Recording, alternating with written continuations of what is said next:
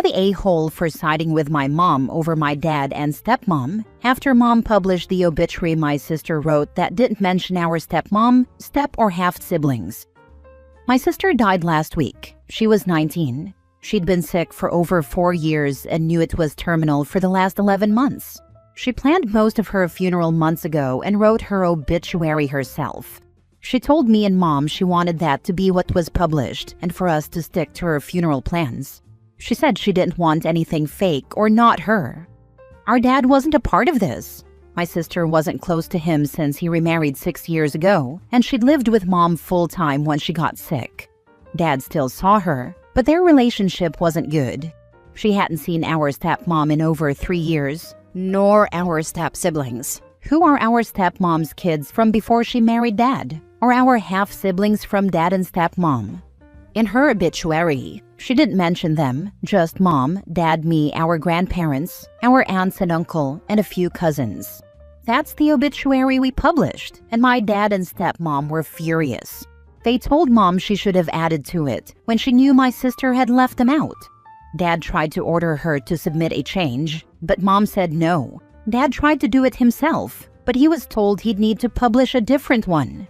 Dad wanted me to convince mom, but I stood with her in saying no. My sister didn't want them mentioned, and it was her obituary.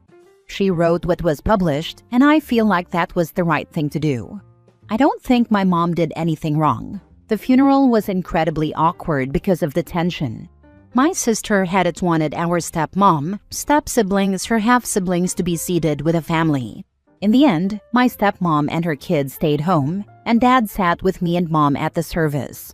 When it was over, my sister's best friend gave each of us a letter from her.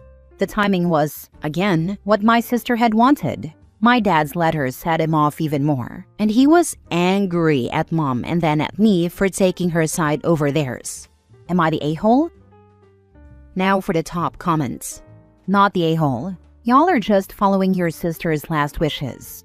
Your dad can kick rocks. Whatever the reasons for their rocky relationship, it's far too late for him to be trying to play happy family now. Yeah, he sounds super selfish. My brother-in-law just died really suddenly and tragically. The funeral is in 3 days, and my mother, who didn't know him well, is milking the tragedy on Facebook. It's gross. So I see where you're coming from, Opie, but not the a-hole. Your father is being selfish and disrespecting your sister's last wishes. He can buzz right off. I cut off one of my brothers for this kind of behavior. The girl who had a crush on him since we were kids, we're in our 50s now, and took care of him after his foot surgery, whom he refused to date, died. He went all over Facebook acting like he lost his girlfriend of so many years. Boo-hoo. I called him out on it, then blocked him, and I haven't spoken to him in almost 2 years. I am so proud that your mom did what your sister wanted. I did what my mother wanted. She didn't want a service, so she didn't have one, and I dealt with the backlash. But I'm proud of you and your mom. Same. I wish she hadn't needed to. I wish we could have saved my sister. She told me last night that she honored the wishes of her first baby, and it felt like the least she could do, since she couldn't give her a longer life. My mom's really struggling with my sister's death. We both are. I'm so sorry for your loss. I hope that you can grieve together, and hopefully, it gets a little easier as time goes on. Grief is always there though. When you're ready, it might help to find a therapist for both of you. Please also know that you didn't do anything wrong by honoring her wishes. Your dad is also grieving in his own way, which might involve some guilt. His current wife just sounds like a see you next Tuesday. I think planning her funeral and obituary likely brought some comfort to your sister. So by following her wishes, you have all respected and completed the grieving process she began for her life. Next story. Am I the a-hole for refusing to play happy family with my former bully, who is now my dad's fiancé? I, 24 female, had a rough time in middle and high school because of a girl named Sophie, 28 female. She wasn't just casually mean, she made my life miserable for years. She spread rumors about me, made fun of my appearance, and turned people against me. I developed severe anxiety, and it took years of therapy to rebuild my confidence. Fast forward to last year, my dad, 51 male, told me he was dating someone serious and wanted me to meet her. I showed up to dinner and my stomach dropped. It was Sophie. At first, I thought she didn't recognize me, but then she smiled awkwardly and said, "Wow, long time no see." Later that night, my dad asked why I was so quiet. When I told him what Sophie had done to me growing up, he was shocked. He said she had never mentioned knowing me. When he brought it up to her, she texted me a short, "Hey, I'm sorry if I was ever mean to you. I was young and stupid." That was it. I told my dad I wanted nothing to do with her. He said people change and that I should give her a chance. I refused, so he stopped bringing her around when I visited. That was fine until last month when he announced they were engaged. Now he's pushing me to come to the wedding, saying I need to move on and not hold a grudge over childhood drama. Sophie hasn't tried to have a real conversation with me. She acts like nothing ever happened, which makes it so much worse. My dad thinks I should be able to let go since it was years ago. But to me, being bullied isn't just something you get over because enough time has passed. Some of my family agrees with me, but others say I'm being petty and should at least try to be civil for my dad's sake. So, am I the a-hole for refusing to accept her as family? Oh, hell no. I'd be going no contact with your dad. I can't believe he even continued to date her after you informed him she was your bully. Not the a-hole. I'd write a detailed list of everything, and I mean everything she did to you. I'd then send that list to all your family members with a copy of the half-assed apology. And then say that ultimately you're not prepared to accept her in your life, and frankly, if anyone keeps pushing you, I'd reiterate you'll go low contact. Then arrange a separate meeting with your dad alone, and go through everything and confirm he is picking her over you. And that's fine, but he has to accept the consequences of that. Clearly getting his junk wet is more important than his daughter.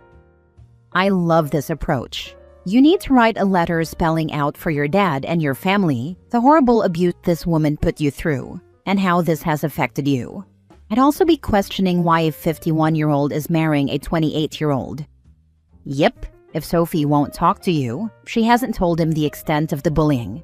Write it all down in detail. Make him confront the severity. If he still won't take it seriously, and that isn't something you can tolerate, you have your answer. Not the a-hole. Your dad's pathetic for this, and being with a woman just a few years older than you. Dude, maybe make nice and at the wedding, give a speech and say the things she did and how she just swept it under the rug. Honestly, the fact that she bullied Opie and now wants to play stepmom is already insane. But the dad marrying someone barely older than his own kid? That's next level cringe. Dating someone who literally went to school with your kid is beyond cringe. It's actually disgusting.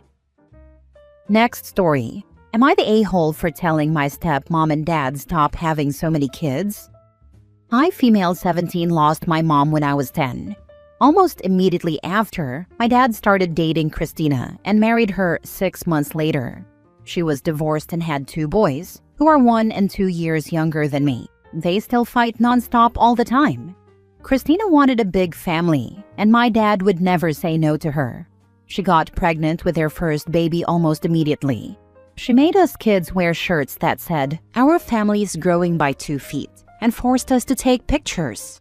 It was so uncomfortable since her sons were fighting, and I didn't even want to be there. But she didn't care. She just wanted a picture for her Facebook.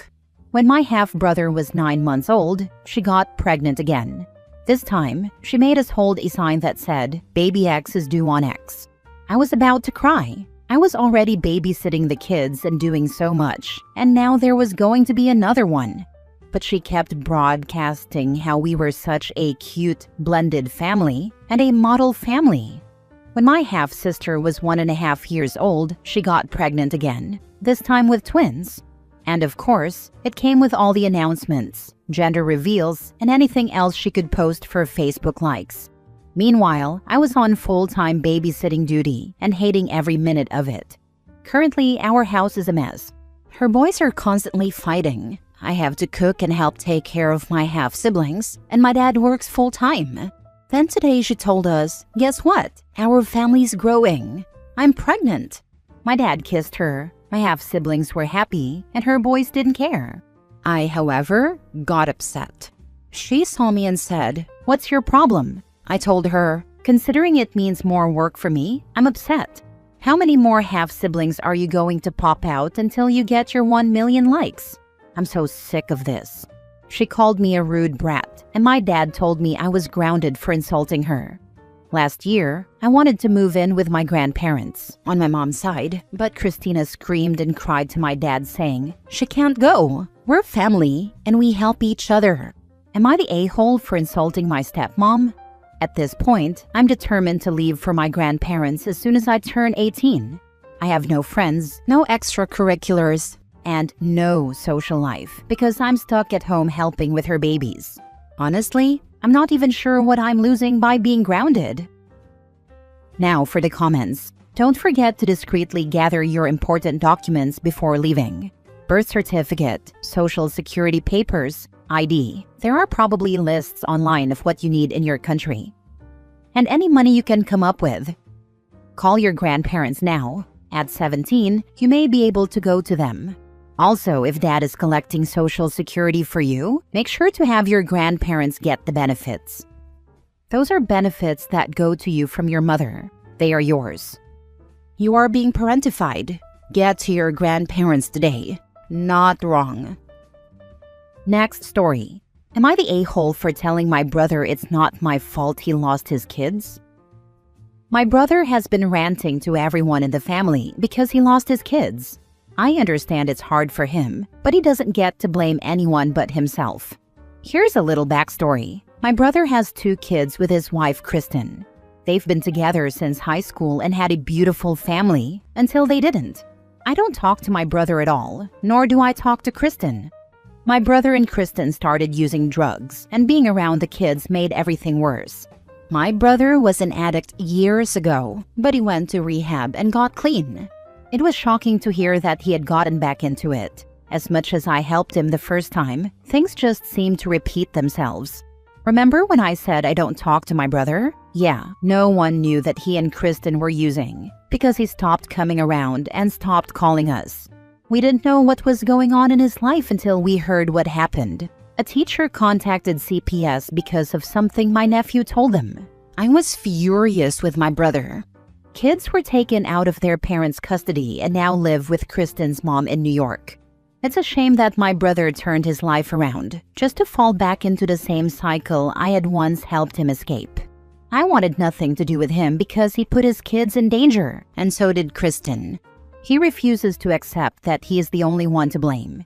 He told me I needed to help him get the kids back, and I told him no, because they wouldn't be safe with him. But he told me I was acting like an a-hole and should just help him. I told him the hard truth. It's not my fault he lost them. To not do anything to help him. Keeping the children safe is what matters. They're far better off away from drug-addicted parents. Exactly. The kid's safety comes first, no question. He did this to himself, and now he wants everyone else to fix it? Nah, not my problem. I'm not gonna help him bring them back to that mess. They deserve better. Not the a-hole. I have quite a few addicts in my family, and some have since died or disappeared. I've grown a thick shell/skin now. At first, I gave them a chance to let me in and help. Once it was clear they weren't ready for it, I walked away. Now my policy is, you don't get to know where I live, my number, social media, kids, etc. until I see proof of at least 1 year clean and a healthy mindset. I've been called heartless and cold for it, but truth be told, it's the best thing you can do for an addict. They need to hit rock bottom, truly feel like no one is there, and then grow that desire to change and overcome. If they can't find that will or desire within themselves, then all you end up doing is enabling them. When kids are involved, you need to make those walls even stronger. You will become the shield for those kids. Be their teacher and safe place. Be the closest thing they have to the parent they've basically lost. My husband has serious mental health issues and went undiagnosed for years. He turned to drugs at 14. By his mid-20s, he was no longer allowed at his folks' place due to stealing from them. Over the years after he got sober, he turned his relationship with his parents around. He was so close with his dad for the last 25 years. It broke him when he died. But they had to make hard choices, and it was what he needed. Last story. Am I the a-hole for walking out of a restaurant after my sister kept making rude remarks and trying to speak on my behalf? My sister, 24 female, and I, 26 female, never really had the best relationship growing up. I've always tried to keep it civil, but she wouldn't, and has always been rude to me. She would try to speak on my behalf as if she were my lawyer. To make things relevant, I'm on the spectrum. She would constantly convince me to say no whenever others asked me a question, tell me to shut up whenever I talked to my friends or anyone who wanted to have a conversation with me, or shake her head no, either because she disapproved of something or simply wanted me to shut the heck up. This past weekend, my parents asked me and my sister to meet them at a restaurant for dinner since we hadn't seen each other in weeks, and they wanted to treat us. We met at the restaurant, and everything went well until it was time to order. I'm not much of an eater, so I wanted to order some appetizers. But my parents encouraged me to get an entree so I could have food to take home if I didn't finish. I considered it, but then I saw my sister shaking her head. I asked her what her issue was, and she said that she knew I didn't need the entree and therefore I shouldn't waste money or food. My parents told her that wasn't her concern and that I could order for myself. I ordered the entree I liked, and when our food came, my sister was glaring at me the entire time. I finished my food, so I didn't even need to take leftovers home since there were none. Lol. When asked if we wanted dessert, my dad asked if I wanted some. I said I was full, but my dad said he'd like me to take something home, so I ordered a cheesecake. That was when my sister snapped. She called me a spoiled brat for wasting food and our father's money and asked why the heck I needed dessert.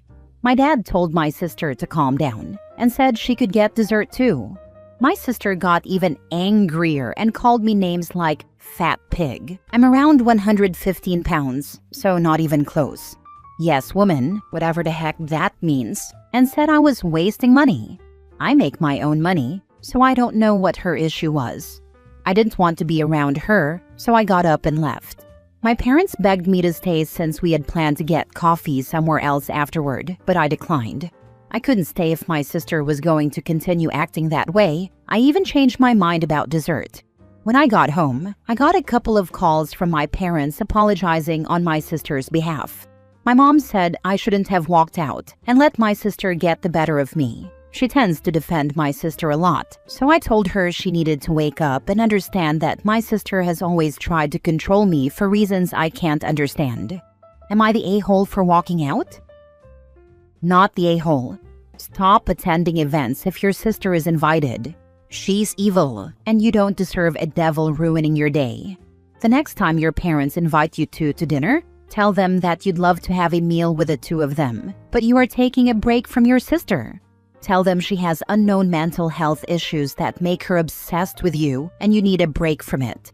Tell them that you hope the break gives her time to get a life and quit worrying about yours. Exactly. Also tell your mom that she didn't get the better of you. You didn't blow up on her or give in to her like she wanted. You removed yourself from a situation you didn't want to be in. Nice, calm, and in control. Suck on that, lil sis. The only way OP is in the wrong is letting this go on for so long. Her sister sounds like a piece of work. Not the a-hole. You were sensible enough to walk out before things got way out of hand. The good thing here is that you know how to handle your sister. Next time she does that, just make a sarcastic comment and move on. Or better yet, give her a taste of her own medicine. Next time, also give your mom a taste of her own medicine by telling her to stand up to every insult that comes out of your dad's or sister's mouth toward her and see how she handles it. Doesn't sound like he did. Sister kept running her mouth and dad never told her to SDFU.